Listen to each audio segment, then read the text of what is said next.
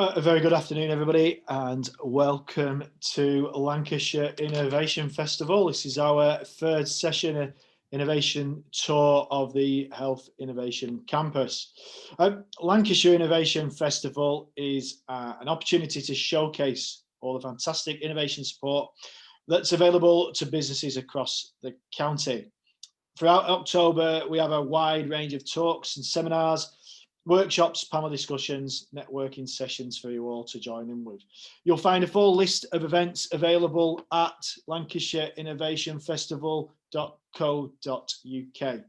Can I ask you all to just, for the time being, to keep your videos off and to keep your microphones on mute. As we get into the talk in a short while, Glyn Jones will give you full details of managing your cameras and your mics, if that's okay. If you would like to ask any questions, please engage in the conversation using the chat box, the chat box below. Any questions that you'd like to direct to the panel, if you can leave them towards the end of the session, that would be fantastic. Just as well for everybody's, just so you're all aware, this session is being recorded, and you'll find full details of recordings available on our YouTube channel. So without any further ado, I'm going to hand over now. I'm going to pass over to Glyn Jones and Sam Winder from the Health Innovation Campus. Glyn, Sam, over to you.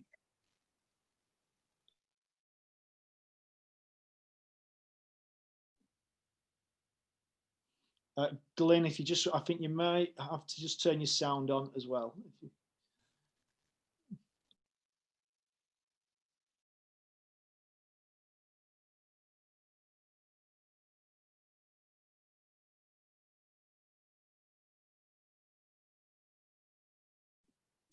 Glyn? Yeah, sorry. Yeah, just two screens. Hello, everybody. Apologies for that tech failure. I'll just get us visible on here. Right. So good afternoon. My name is Glyn Jones, Commercial Partnership Manager at the Health Innovation Campus, the HIC at Lancaster University. I'm joined by my colleague Sam. Hi, I'm Sam Winder. I'm the Programme Manager, and I work on a European funded project which is looking at working with Lancashire-based SMEs to help them develop ideas in health. So welcome to this our session about the new Health Innovation Campus at Lancaster University. It's actually a separate campus to the south of the current, to the north of the current one, closer to Lancaster itself. Most of you will have seen it if you've headed out towards the motorway through Goldgate. It's been on the books for a good number of years as an idea, and now opened about 6 weeks ago. We had a sort of project closure, the construction project closure, and you can see there a picture of what it looks like now, and it's a bit similar today because it's a nice sunny day. We used to say that all the pictures we took of the proposed building also made it look sunny in Lancashire, and today's living up to that. So this is our first phase of the campus. It represents about 25% of the square meterage we have planning for. It's a 4-floor building, and I'll go through each floor with you as part of this talk. Ideally, the second phase will include an extra part of the Faculty of Health and Medicine, and the third phase would include more business and engagement facilities, but all that's obviously definitely after the last few months is subject to change and funding and partnerships, etc. The current building is a £41 million project funded by the university, by the European Regional Development Fund, by our LEP, and also by Growth Deal. And it's sort of 50-50, and again, I'll explain how that split works. A 50-50 split between the Faculty of Health and Medicine. We have 2 of the 3 divisions here at the moment, the Medical School and the Division of Health Research. But the other 50% is the focus of myself and Sam and the rest of the HIC team, which is the engagement space. The other 50% is here for, we co-host some businesses, and we'll be hearing from one of those businesses later on. We also use it as an event space, or we would have liked to use it much more for an event space than what we can. But it's to create collaboration opportunities between the students and the academics, between businesses, between clinicians in the health system broadly and also citizens, if you like, the consumer of most of the health services that are available. So that, in a nutshell, is what the Health Innovation Campus and Health Innovation One building is about and what we do as a team.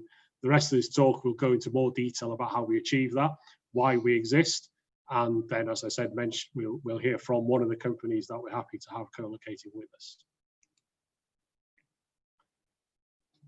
So I'm going to just step back to around 2013 when the original concept for the Health Innovation Campus came to life. So it was basically looking at the need to actually challenge the design and delivery of traditional healthcare.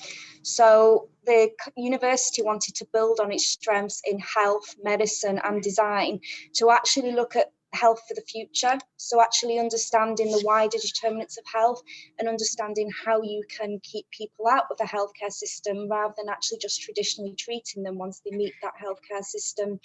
And obviously that has become more and more relevant in the current scenario and the impact of COVID.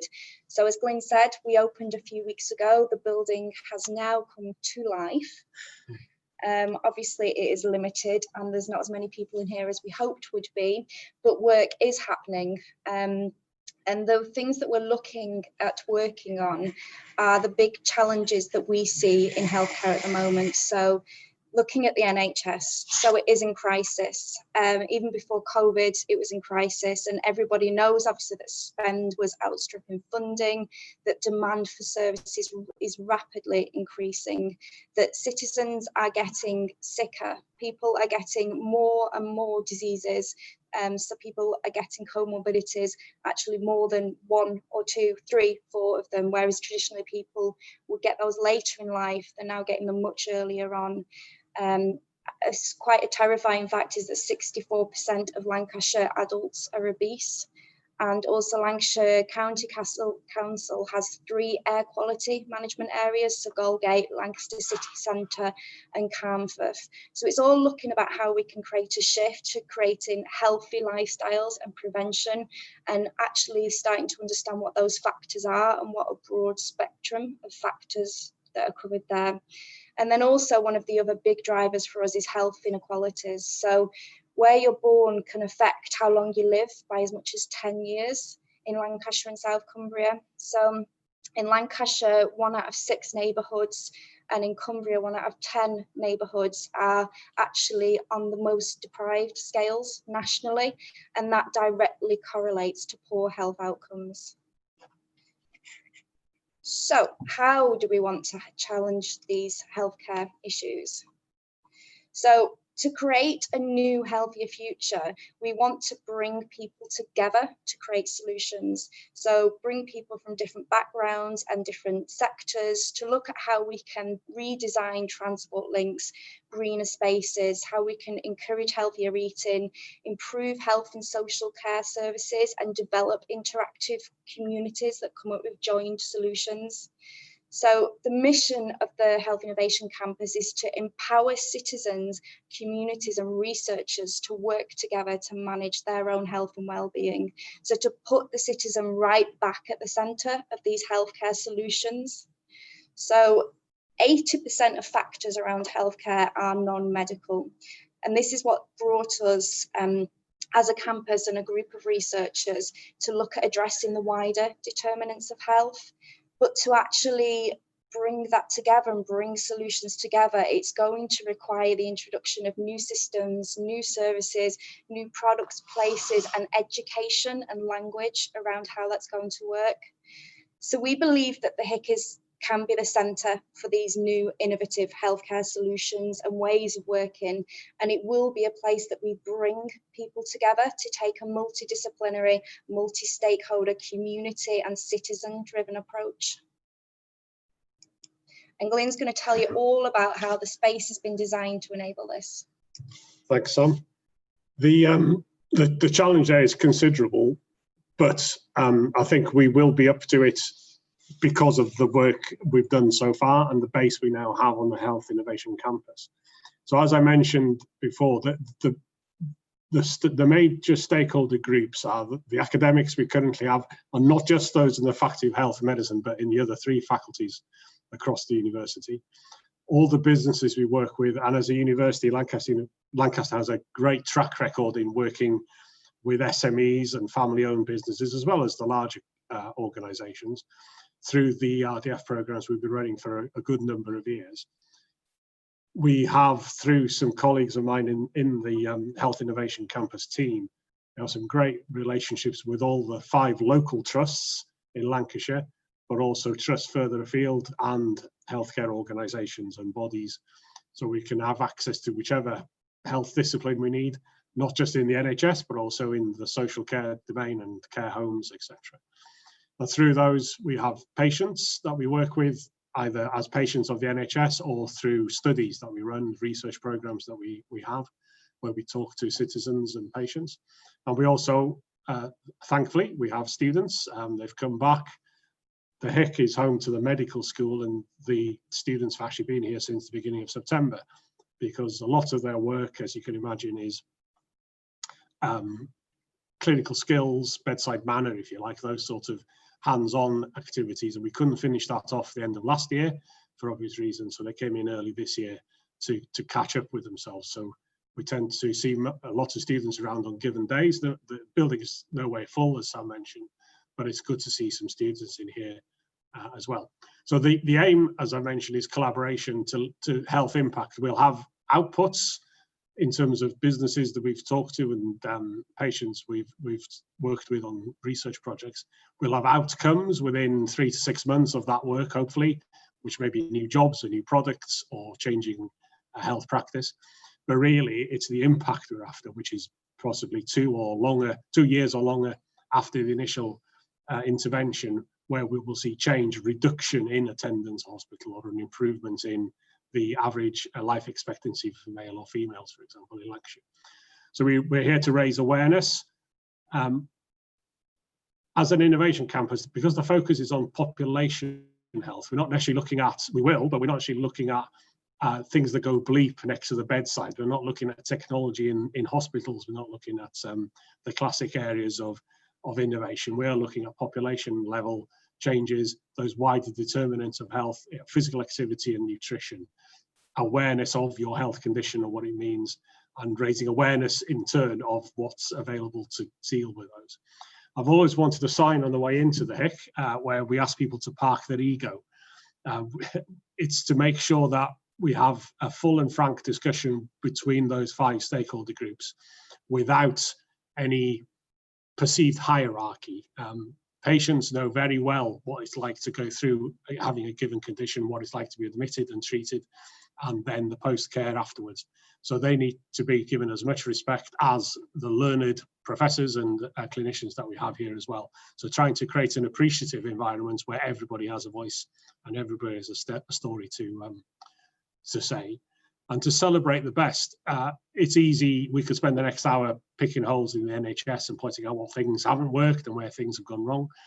But that's always there in the press and masks, in my experience, all the great stuff that does actually go on day to day in the NHS. I was lucky enough to work at Lancashire Care for 4 years in an innovation role. And as a mental health trust and a community trust, I saw some amazing stuff going on. So the HIC is also here to show how there's really great stuff going on and how that can be translated to even more great stuff going forward. Now, it's special to us, the Health Innovation Campus, because the university is a special university. It's in the top 10 this year's International University of the Year for the Sunday Times. Maybe arguably not the best year to be International University of the Year, but nonetheless. The Northwest region, I've always lived and worked in the Northwest.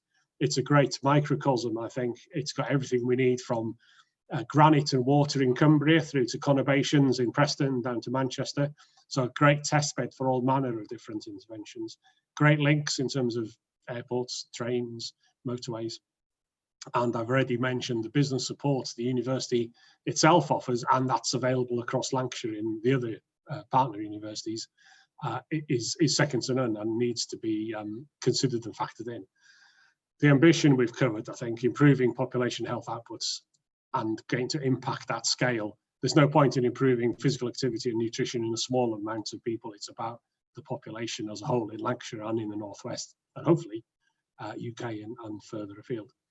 So there isn't a story yet. We've only been open a few weeks as a building. We've got a track record as a team already because we've been working with the Faculty of Health for a good few years. But we want to start writing that story now. So the invitation and the reason for the rest of this presentation really is to offer anybody who's listening a chance to come here, to have your meetings hosted here if you're a health and wellbeing group or a bunch of clinicians who want to come in here and have meetings, to make this place as safely and appropriately a bit of a hub for innovation thinking. So what I'll do now is give you the big, before we actually, there is a video, we have some drone footage of the building to show you, but I'm just going to talk through each of the 4 floors, well, 3 of them really, in terms of floor plans. You're not going to be able to read the detail. What I want to show you is the colour scheme illustrates the way we've built this and not populated it differently to the other buildings on the existing campus. The purple areas you see there are academic spaces. The yellow areas are those engagement spaces I mentioned. And the green areas are just those common areas like corridors and plant room, etc. So this is the ground floor. And we're sat in the innovation lab, which is on the ground floor. It's a big space. Even under COVID guidelines, it can offer space to 8 people. It's a bit of a collaboration space. There's whiteboards, there are different types of seating, there are different spaces in there. But the ground floor also hosts the large lecture theatre, which would have been larger. That would have sat 125 students, but at the moment is also restricted to 18. But the lobby area and the innovation lab make up quite a large space for visitors to come into. And as you can see from the rest of the flooring, we've got some small business offices, the single desk offices for businesses. The HIC team itself sits in the middle, the open plan office there. We would have had some hot desking areas. We do have them, but we can't use them at the moment under health and safety executive guidelines. We can't do hot desking. And we're looking to think about how we can use that space differently to create business engagement opportunities. So the ground floor, very much an engagement space because that's where most people will come in with some academic presence. The sports and exercise academics are in here, as are some of the senior faculty academics. Actually. So if we move on to the second floor, or floor, well, sorry, I forgot, there's some pictures. So this is a view of the ground floor, which you'll see the room on the right is the innovation lab. We're sat at that table, the tall table on the extreme right-hand side. You can see across the lobby to the reception desk and the staircase, the Spanish steps, which is a big asset in the building. It's a lovely space, wood-clad, single and double height steps. So you can sit on there, and there's even a bit of a staging area at the bottom. And this is one of the meeting rooms that we have available. So at the moment, I'm saying anybody wants to book a meeting room, this room will sit 4 people under COVID guidelines. They come and speak to us. We're not going to charge for use of the room. If you want to buy your teas and coffees, that's fine. But I want to make this space busy and safely so. So if there's anybody who wants to use this as a meeting room or one of the other meeting rooms, then please come and speak to us. And I mentioned the large lecture theatre. This is what it looks like. It's, even though it sits at 125, it's quite an intimate space. But as I say, at the moment, it's been reduced down to 18 people. But it's mic'd up, and there's a good AV system in there. There's good speakers, so it can be used for collaborative online activities as well. So that's a flavour of the ground, or floor A of the ground floor. Floor B, a bit more 50-50 split, I think, between academic and business occupation. On this floor, we have the large business offices, which are 4 desks. And Adam from ClearTrace is based in one of those, and you'll hear from him later. On this floor, also more importantly, is the cafe, the Hive Cafe. The heart of the HIC. The heart, the beating heart of the HIC. If it's fueled by anything, it's fueled by coffee. The Hive offers a great range of food. It's healthy. There are no chips. We've got that one through. But it also has on the B floor the business lounge, which I think is another asset for the building.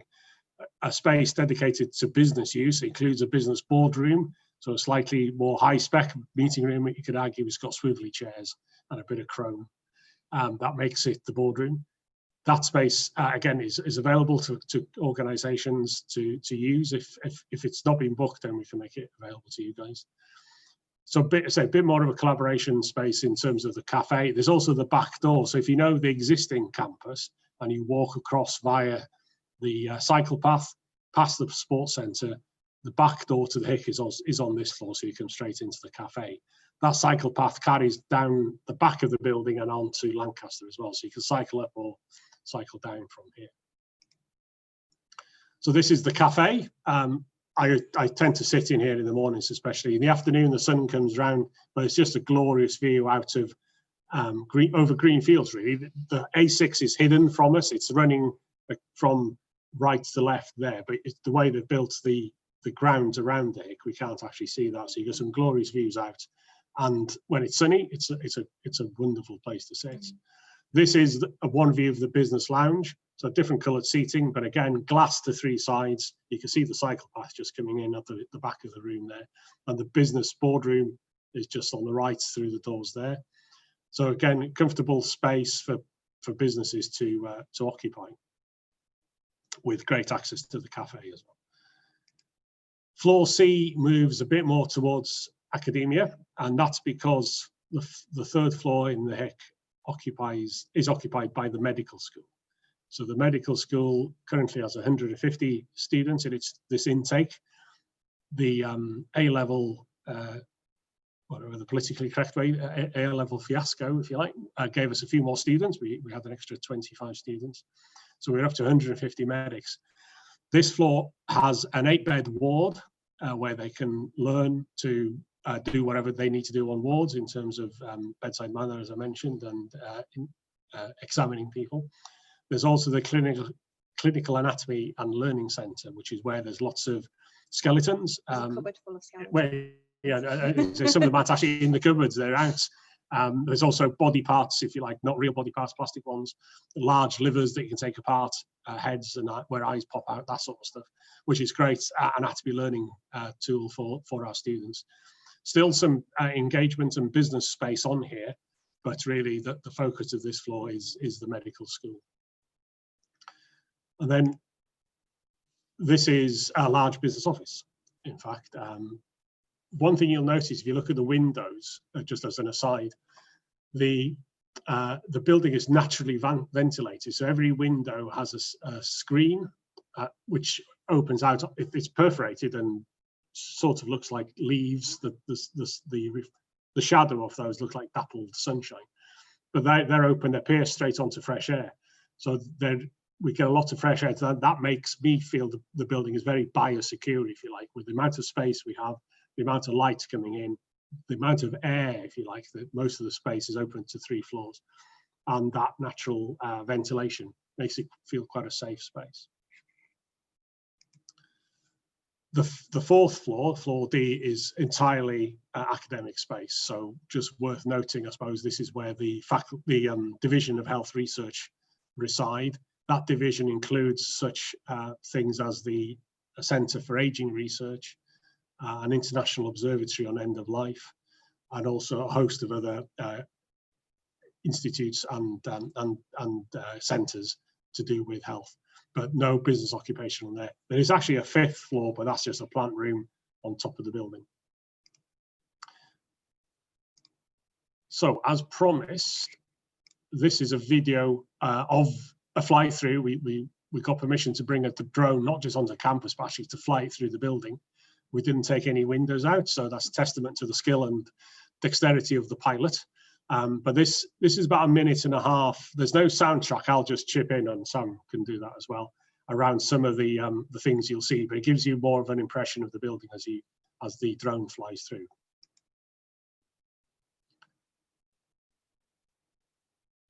So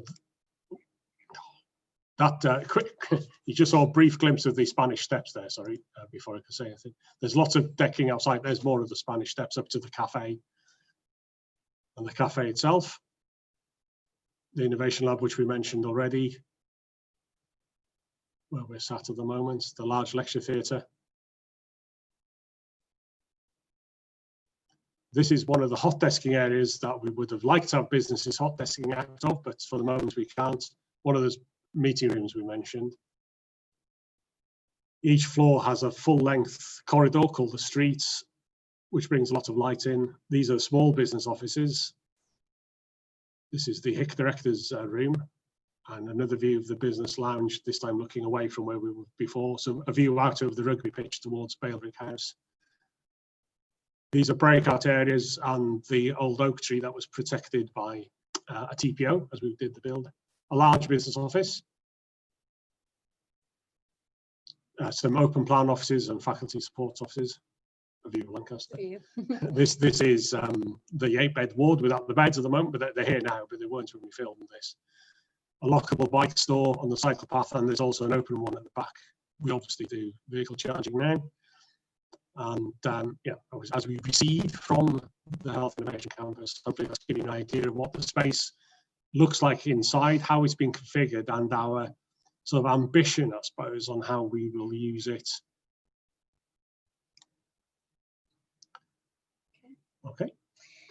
So the building capitalises on one of the strengths of the university, which is our work that we do with SMEs. So as a university, we specialise in SME support. So we actually have 13 ERDF projects running across campus at the moment that help at all different stages of need for the businesses, from startup to companies that are actually at market access stage.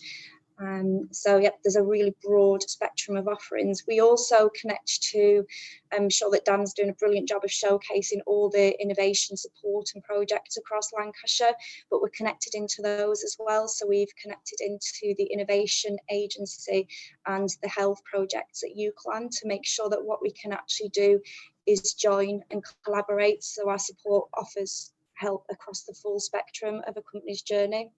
And also on campus, we currently have more than 50 businesses that are located with us across the entirety of the business.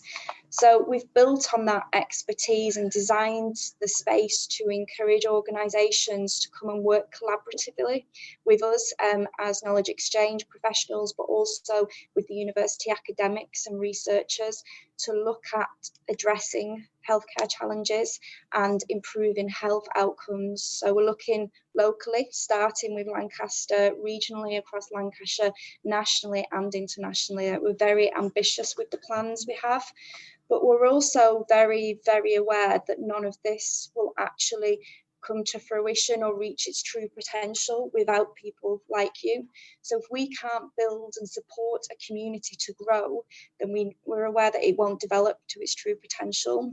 So what we wanted to showcase today and would reach out to you was the fact that actually we want you to come and be part of this. We want you to come and shape it and challenge what's happening in the building and come and drive forward the future of it through collaboration.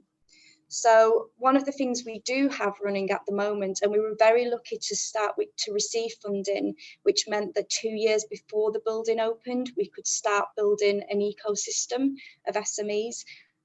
We have funding to work with these SMEs to help them develop ideas, basically. So it's very early stage. So it's companies that actually might not traditionally have worked in healthcare or are already operating in that space, actually looking at working with them to maybe diversify what they're doing into healthcare by giving them an understanding of the opportunities and actually how the market is working at the moment, or companies that have an idea in that space already and want support to grow it and actually get it up to prototype. So we work with companies to do that through workshops. We also have health innovation events and masterclasses. We have a digital prototyping offering. So we have a team that are based in the School of Computing and Communications, and they can actually work with companies for 3 to 6 months to help them prototype an idea. And we have the Health Innovation Programme, which has been designed by the management school. So it's all about actually investing in the leaders in these SMEs that are going to take this idea and giving them tools and a peer network to actually help them speed up how quickly they can get that idea to market. So, all of these opportunities are currently open, but the big call out that's really important to us is actually just getting you to come and see the building, be part of it, and to come and give us ideas. And we'd love you to, if you're in that Lancashire SME, to get involved in the project. And one of the outcomes of the project has actually been the clusters that are developing as a result of it. And we're really keen to see this space be a place that hosts those clusters, and then we hopefully grow them and bring more and more people to be part of that activity. Okay. Thank you, Sam. There's another short video we'll show. Just give you an idea of what, again, I don't think there's sound on this, it's just some subtitles. So. Innovation Campus really wants to challenge the status quo, and it wants to look at the way things have been traditionally designed and delivered. We currently have a European funded project, and we're looking to work with Lancashire-based SMEs to help them develop ideas in healthcare. One of the activities will be a series of events and workshops that we're doing. So we have a continuous programme running over the next 2 years, and whilst the campus is being built and developed. For us, it's about putting funded backgrounds in the room and giving them the tools to work together and to identify opportunities. Innovation Campus. So what we want to do now is actually, rather than hearing from us, we want to give you the chance to hear from Adam, who's going to introduce himself to you, and actually he can tell you all about his experience of working with the university and how we've supported him to develop further into the healthcare market. Thank you. So, Adam, are you there? Hi. Yeah. Okay. I'll just ask me to move the slides on for you when needed. Okay. I'm Adam, the Managing Director of ClearTrace. We've been established now since 2008, based in Lancaster, and pretty much all that time covering the whole of the UK. We are a relative unknown in the wider market, simply because we have over the years specialised purely in infection prevention control in the health sector. And for 5 of those years, even kind of more precise than that, we only focused on MRI medical units and CT scanning and X-ray units. So we kind of cut our teeth, if you will, at the very top of the medical cleaning industry. And become a specialist in that field. What we have done since 2016, 2017 is expanded that out to cover more of the medical sector, but also mainly due to COVID, to be honest, now pretty much any organisation with an infection prevention control problem.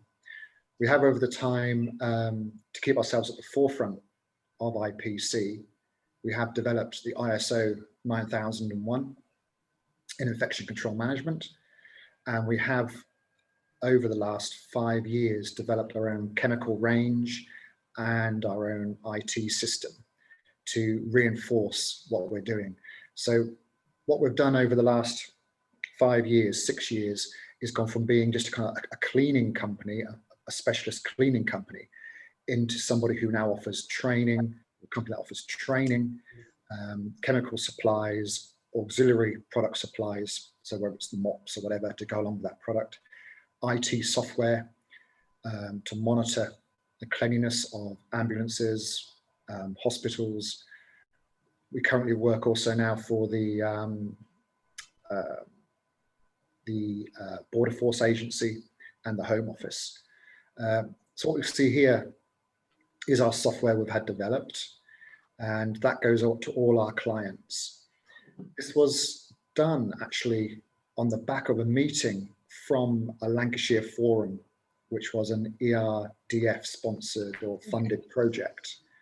And on that forum, I met some IT developers and discussed the problems we were having, which was we were doing these cleans for our clients, and they had no way of monitoring what we were doing. So when we were there, everyone could see what was happening, but as soon as we'd left, nobody knew. So I wanted some software that tracked what we were doing, allowed us to take swab results and feed that data into software that they could see and we could use it as all live. So we've developed that.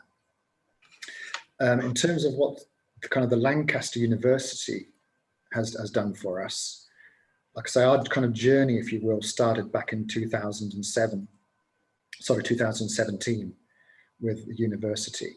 And the main reason we started to do work with them was because I wanted to expand the business, but I realized I needed not only to kind of increase my knowledge about how to run a larger organization, but also how I can reach out to other firms, other organizations, NHS being a prime one. So the first forum I went on back in 2017 was really about how to look at your business from the outside, how to kind of assess what you're doing now and where we want to go in the future, and how to join those dots together. From a relatively small organization as we were, whilst we were really good at what we'd done, I couldn't really, and I knew where we wanted to go, I just didn't really know how to get there. So I needed some help in terms of business models, how to set an organization up, and what is needed to make the organization grow successfully. To help that, again in 2017, I applied for some funding from what was the Unite Plus project. And this was with the management school as opposed to the health innovation school. And this was to do some market research. So as I mentioned before, that at that time, we were very focused on one part of the medical sector, which was MRI scanning units up and down the country. And I wanted to expand the organization into other sectors. So what we've done there was with the funding, we got some research students to look at the healthcare sector in total. So anybody or any organization that done any medical and social care. And what we've done there was to see, well, how can we adapt our needs, adapt our services to their needs, and equally as important, which one would be worth going for first, which would be the easiest sector for us to break into and to expand our core business. That research flagged up that the ambulance sector and what's called the PTS, the patient transport sector, would benefit from our services, from the software packages we developed, from the cleaning systems and the training that we put into place for the specialist MRI sector. We could translate that across to other sectors. And so that's what we've done. And since 2017, I've changed the focus of the company really to be, I don't like to say it lightly, but to be a cleaning firm into being an innovation in that sector. And that's now taking root and really coming to fruition, because we have companies coming to us now with issues that they want solving. And we can now put projects together with Lancaster University on how to solve these issues. One of which I'm really quite excited about. We were contacted by a major manufacturer of ultrasound technology, and the issue they're having with the ultrasound probes is that they're getting damaged by the chemicals and the cleaning techniques. So they come to us and said, right, we know what you do for the MRI scanning units. Is there something you can put together and some innovation that we can look at so we can clean our probes, get them hygienically clean without damaging them, because they're very sensitive. So we're now putting a project together with Lancaster University to look at different chemical solutions, if necessary, create one from scratch, and also look at a wipe or some sort of application method that won't damage the probes themselves. So from ClearTrace's point of view, the work with Lancaster University, it takes on many different sides, and from a business and an organizational point of view, the management school gives us a lot of input and a lot of support. And now being here on the Health Innovation Centre, what we're looking to do now is put different projects together just to keep our company at that forefront. And And one thing to remember is it's great PR, not only to say, yes, we kind of take it seriously, but to be able to back that up with proof and evidence and empirical data that you can put together with Lancaster University in the marketplace is really unique and really, really valuable. Another project we're going to be starting working on is a hot topic at the moment, again, mainly because of COVID, is UVC technology. And we've got a couple of manufacturers coming to us, one from the UK and one from Germany, saying, can you use and market our systems for us? And what my reply is, well, we've got your results, which is done in a lab. We want to put it into real world and see how it works in the real world. And what I'm looking to do there is, as Glyn's mentioned, there's the upstairs, there's the ward. I want to get their technology in the ward on the health centre, so we can actually see it working and get some relatively real world results and trials. So there's many different kind of strands and support that the university gives. And moving here on the campus, apart from being a fantastic postal address, which is this, we're really proud of, the actual infrastructure and the building itself is great. We've already had meetings here, utilizing breakout rooms and utilizing the conference rooms, and clients and staff now. The office we had before, whilst it was fit for purpose, you didn't really kind of feel the pride of when people come here now and see where we're operating from. And we had some staff training just last week, and when they come along and see where their company, the staff's company, is now operating from, they really, really buy into it, and it makes everyone, kind of feel that, yeah, we are doing a really good job, and the company's really striving. So there's lots of advantages of being up here, and then there's also the fact that you never really know who you're going to bump into in a cafe, whether it's going to be somebody doing some research into a field that might be of interest, or just for a general chat. Obviously, COVID kind of puts a bit of a dampener on that, but that's something we're all looking forward to as well. Lovely. Thank you very much, Adam. Yeah, we're pleased. We're very pleased. I'm chuffed myself to have ClearTrace as one of the first companies to move into the Health Innovation One. And in time, we'll make sure that you get to know about the other partner companies as well. Infection prevention and control was one of the clusters that Sam mentioned.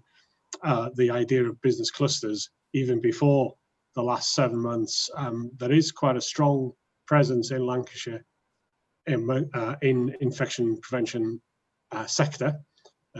Thankfully, not many competing solutions, just a range of complementary solutions.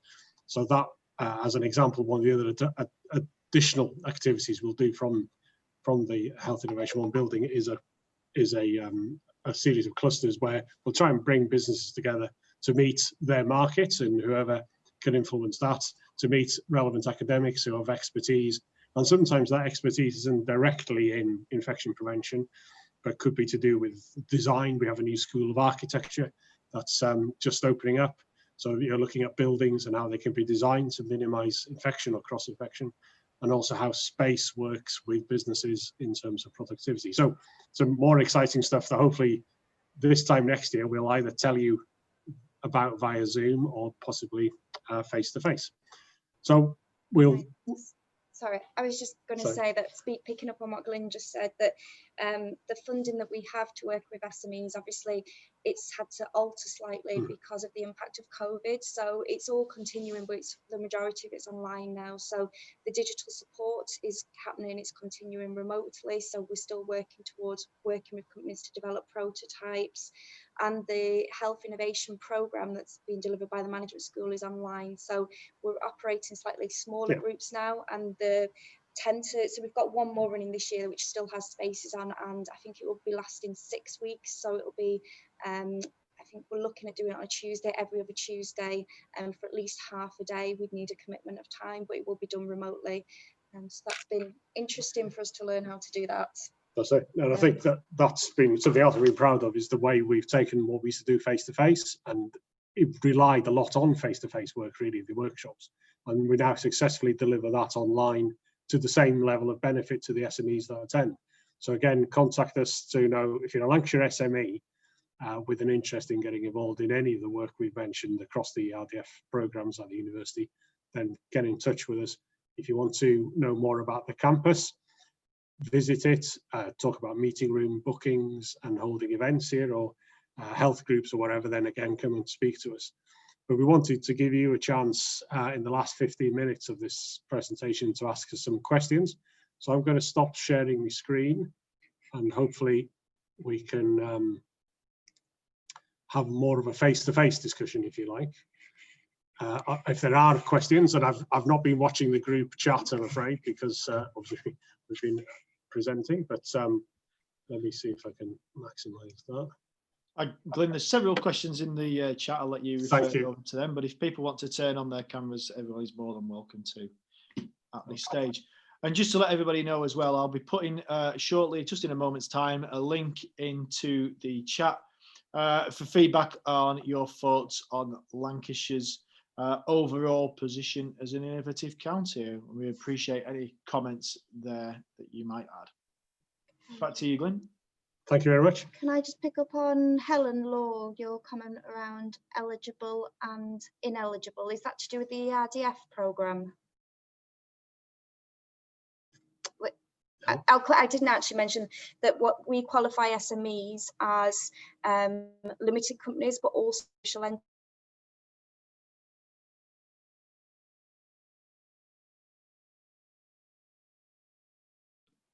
Sorry, Sam, we've just lost your sound briefly there. A Lancashire-based enterprise with less than 250 staff. You can be social enterprise, you can be a limited company, you can be operating in the voluntary sector, then you are generally eligible for support. And in case that question was relating to the key on the floor plans, yeah, it probably is. I think it's worth making that point anyway. Ineligible and eligible in terms of the funding we've received. With funding, there's activities are eligible to be funded or ineligibly funded. So those spaces which are academic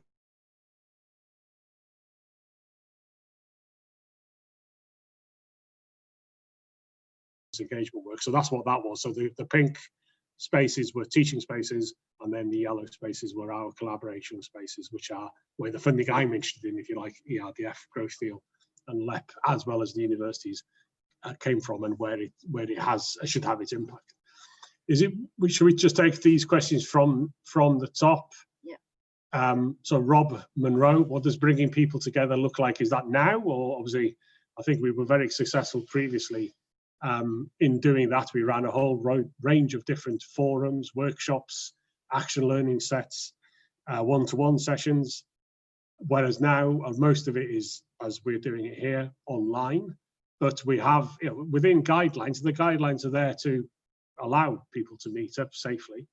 We could even look at bringing people together that way as well. It's also about bringing different parties together, those different stakeholder groups. It's perfectly sensible for clinicians to speak to the clinicians, and the same for academics. But what we try and do is bringing those different parties together.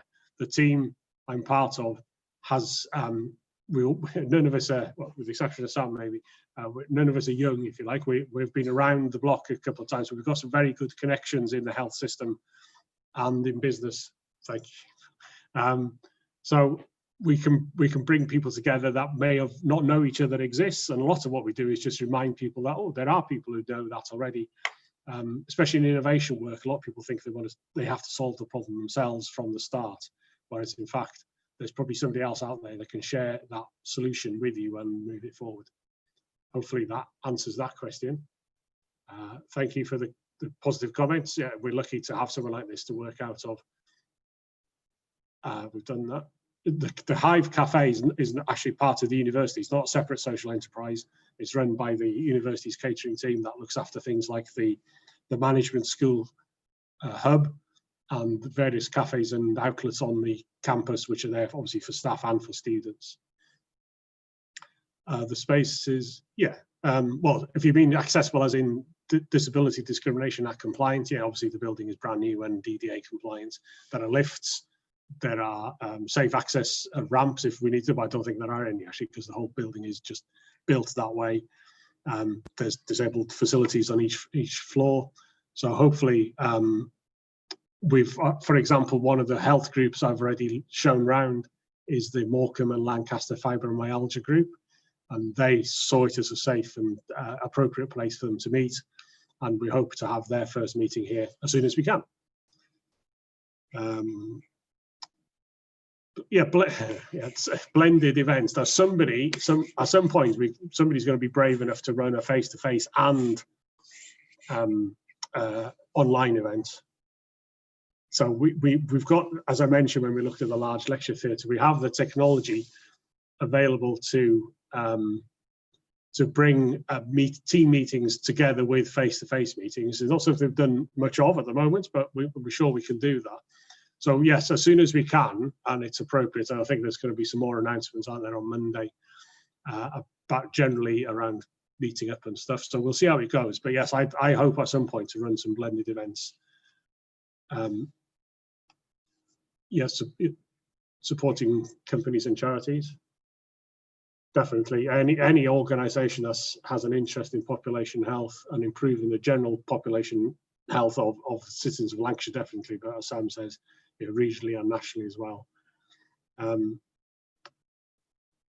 Sorry, I'm just coming out of it. Right, yes, procurement and the NHS. Yeah. Yes, I agree. There is, it can be a barrier, and it is a barrier for a lot of companies, especially the smaller companies, because of the frameworks, the procurement towers that they've set up. That can be seen as quite daunting. What we do have, as well as links to the local trusts, are links into the 8 CCGs in Lancashire. They have, some of them are forward-thinking, more forward-thinking than others, and we've actually created some innovation roles. So we work closely with them, and we can introduce potential suppliers or people even with ideas to the commissioning groups, the clinical commissioning groups, the CCGs. They are also in a bit of turmoil at the moment, because if you know the health system, there's actually the ICS, the integrated care system, that covers Lancashire and South Cumbria. And I think there's a move towards a single commissioning facility for the whole ICS. That's obviously giving the CCGs pause for thought as to how they merge 8 separate organisations with 8 separate boards and 8 separate facilities into the one. But that's part of the connections, obviously, we've been building for a good few years, is into the fabric of the local health system, and we are part of various initiatives that the ICS is setting up as well. Yeah. So we can facilitate and encourage. And bringing in the innovation agency, yes, who have funding to look at helping companies get market access as well at that stage. That's it. Sam mentioned working with UCLan. There's one of their ERDF programs with the innovation agency called Health Matters, and they look at some more mature stage. We tend to look at technology readiness levels 1 to 5. They tend to look at sort of 5 upwards.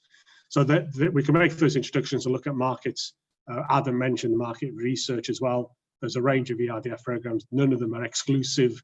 If you join one, you can join the others. The only limit is on the total amount of funding that you can receive in a 3-year rolling window, which is 200,000 euros. So if you exceed that, well done. So any more questions, either directly or from the chat? So in terms of further contacts, there was that last slide.